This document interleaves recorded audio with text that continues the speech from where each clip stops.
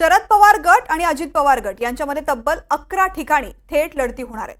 आतापर्यंत हाती आलेल्या यादीनुसार तब्बल 11 ठिकाणी या लढती होणार आहेत। अजित पवार गटाने आतापर्यंत 38 उमेदवार जाहीर केलेले आहेत, तर दुसरीकडे शरद पवार गटाने आज 45 उमेदवारांची घोषणा केली आहे। शरद पवार गट आणि अजित पवार गट यांच्यामध्ये तब्बल 11 ठिकाणी थेट लढत पाहायला मिळणार आहे। आतापर्यंत जी यादी आता समोर आलेली आहे त्यानुसार 11 ठिकाणी थेट लढत पाहायला मिळणार आहे। अजित पवार गटाने यादीच आपल्या 38 उमेदवारांची घोषणा केलेली आहे, तर आज जयंत पाटील यांनी पत्रकार परिषद घेऊन शरद पवार गटाच्या 45 उमेदवारांचीही घोषणा केलेली आहे। या दोन्ही याद्यांकडे पाहता 11 ठिकाणी तब्बल थेट लढत पाहायला मिळणार आहे। सागर कुलकर्णी माझे सहकारी आपल्यासोबत आहेत। सागर, खरं तर 45 उमेदवारांची घोषणा झालेली आहे। जयंत पाटील यांनी पत्रकार परिषद घेऊन ही घोषणा केली, मात्र जी यादी आता आपण दोन्ही यादींची तुलना केली तर तब्बल 11 ठिकाणी थेट लढत पाहायला मिळणार आहे। तुतारी विरुद्ध घड्याळ अशी लढत यापूर्वी लोकसभेला झाली, पण आता विधानसभेला त्यात अधिक चुरस दिसून येते। विशेष म्हणजे परिवारामधला जो मोठा संघर्ष आहे तो आवर्जून बारामतीमध्ये जनतेला दिसणार आहे। अजित पवार यांना त्यांचे पुतणेच प्रति आव्हान असणार आहे। दुसरीकडे अहेरी इथे या मतदारसंघामध्ये जसं आत्ता तू सांगितलंस की आत्राम कुटुंबियांमध्येच हा संघर्ष असेल, बाप लेकीचा संघर्ष असणार आहे। सगळ्यात या बिग फाईट्समध्ये एक विशेष लक्ष असणार आहे ती इंदापूरची। हर्षवर्धन पाटील म्हणजे जे आधी अपक्ष होते, परत काँग्रेस झाले, काँग्रेसनंतर परत ते भाजपवासीय झाले, आता भाजपवासीयनंतर परत हातात तुतारी घेतलेली आहे आणि त्यांचा प्रतिस्पर्धी असणार आहेत दत्तामामा भरणे, जे राज्यमंत्री होते आणि विद्यमान आमदारसुद्धा आहेत अजित पवारांच्या वतीने। घड्याळ त्यांचं चिन्ह असणार आहे। समरजित घाडगे विरुद्ध हसन मुश्रीफ हा देखील एक कागलचा मोठा संघर्ष असणार आहे, कारण की हसन मुश्रीफ हे कॅबिनेट मिनिस्टर आहेत। अजित पवारांबरोबर त्यांचं चिन्ह असणार आहे घड्याळ, तर त्यांचे प्रतिस्पर्धी जे फडणवीसांबरोबर भाजपमध्ये होते पण आत्ता आयत्या वेळेस निवडणुकीच्या तोंडावर त्यांनी हातात तुतारी घेतली। म्हणजे एक काही विशिष्ट राज्यातल्या काही महत्त्वाच्या ज्या लढती आहेत त्यामध्ये आत्ता जी काही नावं घेतली त्यानुसार आहेत।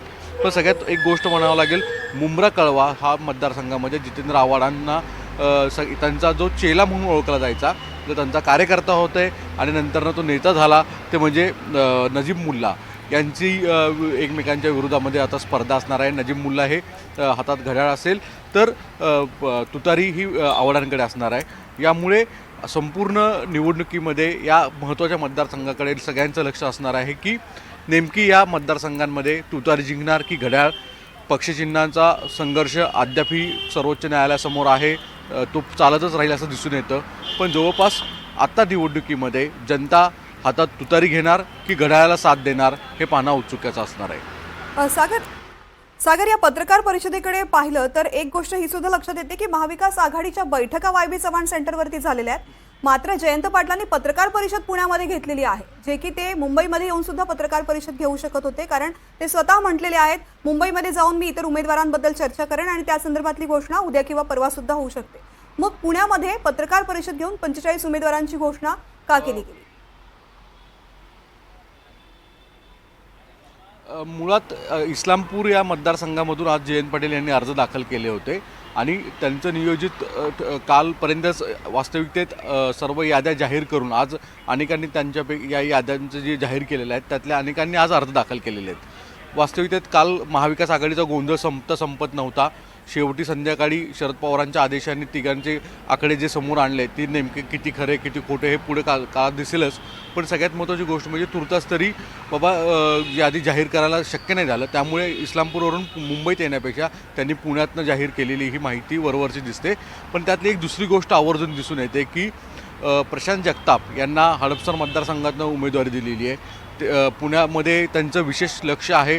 पुणे ग्रामीणमध्ये वळसे पाटलांच्या विरोधात निकम तुतारीचे उमेदवार आहेत। अशोक पवार, पुणे जिल्हा हा एक फोकस आहे। पश्चिम महाराष्ट्र शरद पवारांसाठी कायम बालेकिल्ला मानला जातो, त्यांच्यासाठी ते कायम स्वतःची सीट तिथे कायम विजयी करू पाहत आहेत।